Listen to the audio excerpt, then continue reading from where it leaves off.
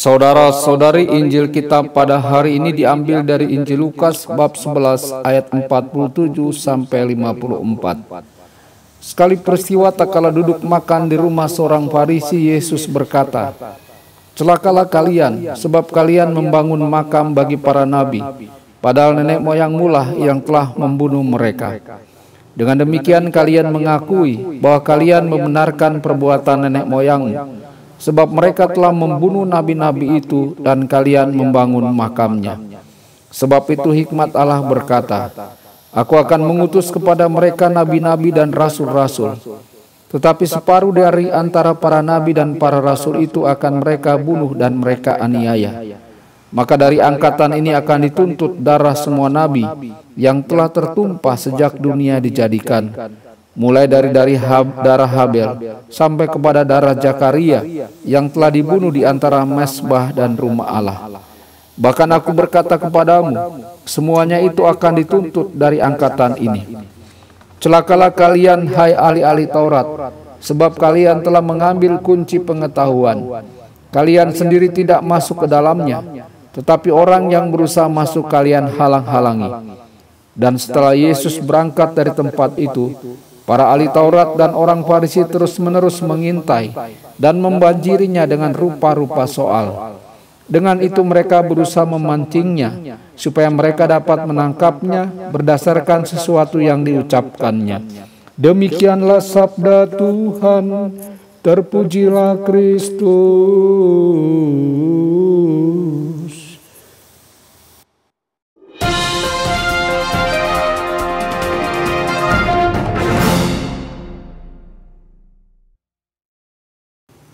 Saudara dan saudari terkasih dimanapun Anda berada, jumpa lagi dengan saya Romo Tedens dalam saluran Warta Kabar Sukacita.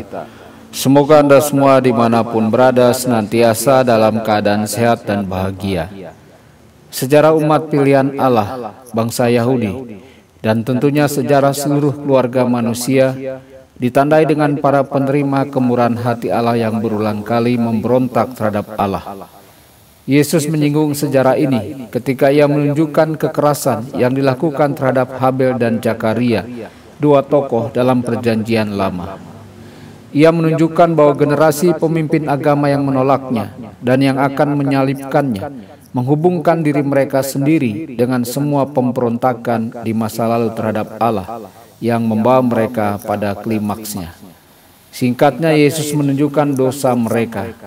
Ia berharap dengan melakukan hal itu, ia akan mendorong mereka untuk merenung dan bertobat. Roh pemberontak ini ada di dalam diri kita masing-masing.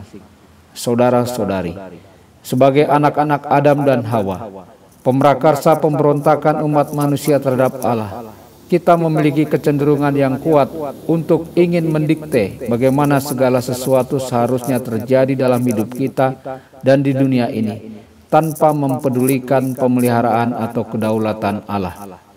Di manakah kita melihat roh pemberontakan ini dalam hidup kita? Di manakah kita bergabung dengan orang banyak yang menentang kehendak Allah dan rencana Allah? Saudara-saudari, Yesus menegur para ahli Taurat yang memiliki banyak pengetahuan namun tidak hidup sesuai dengan pengetahuan tersebut. Sayangnya ini juga merupakan jebakan yang mudah sekali kita terjerumus ke dalamnya. Kita tahu begitu banyak hanya dengan mengetahui katekismus kita dan telah mendengar begitu banyak penjelasan tentang Injil. Kita tahu bahwa mentaati hukum moral adalah jalan menuju kehidupan yang berkembang. Kita tahu bahwa kita masing-masing dipanggil untuk membantu membangun kerajaan Kristus. Kita tahu bahwa kebahagiaan tidak dapat ditemukan dalam uang, kesenangan, kekuasaan, atau popularitas. Namun apakah kita bertindak sesuai dengan pengetahuan ini? Apakah kita mengikuti hukum moral? Apakah kita mendedikasikan diri kita untuk membawa orang lain lebih dekat kepada Kristus dan kerajaannya? Apakah kita mengarahkan energi kita untuk hidup dalam persekutuan dengan Allah, dengan keyakinan bahwa apapun yang kita butuhkan akan diberikan kepada kita juga, jika kita mengutamakan kerajaannya? Ya dan tidak. Seperti para ahli Taurat, kita mengaku beriman kepada kebenaran yang telah Allah nyatakan. Kita mengikutinya sampai batas tertentu. Tetapi ketika kita melakukan penilaian yang jujur terhadap keaslian pemuritan Kristen kita menemukan banyak sekali ruang untuk bertumbuh. Orang-orang Farisi menjadi defensif.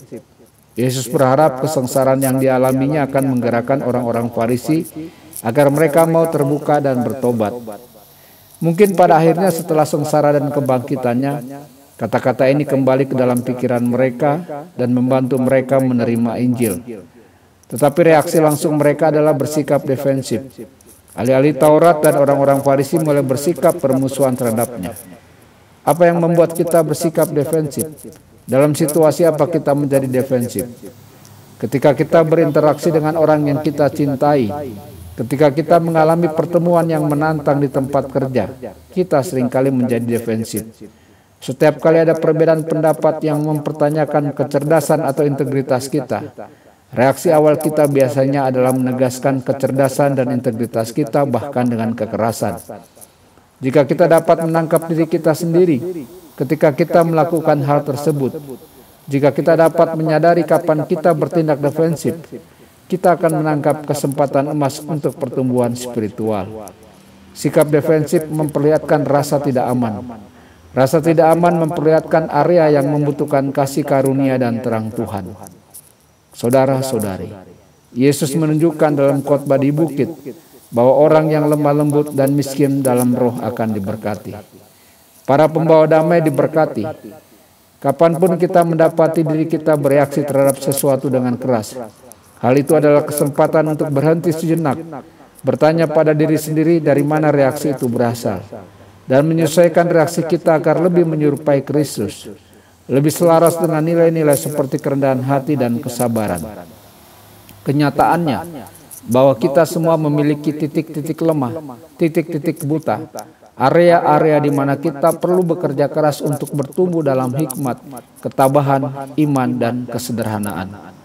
Ketika seseorang memicu sikap defensif secara emosional, kita dapat yakin bahwa 9 dari 10 kali mereka telah mengekspos salah satu dari titik-titik lemah tersebut, memberikan kita kesempatan emas untuk melatih salah satu dari kebajikan tersebut. Tuhan Yesus memberkati dan menyertai Anda semua. Sabda Allah adalah kebenaran. Sabda Allah adalah kehidupan. Mari kita mencintainya, mari kita menghayatinya. Ya Tuhan yang ku muliakan, sabda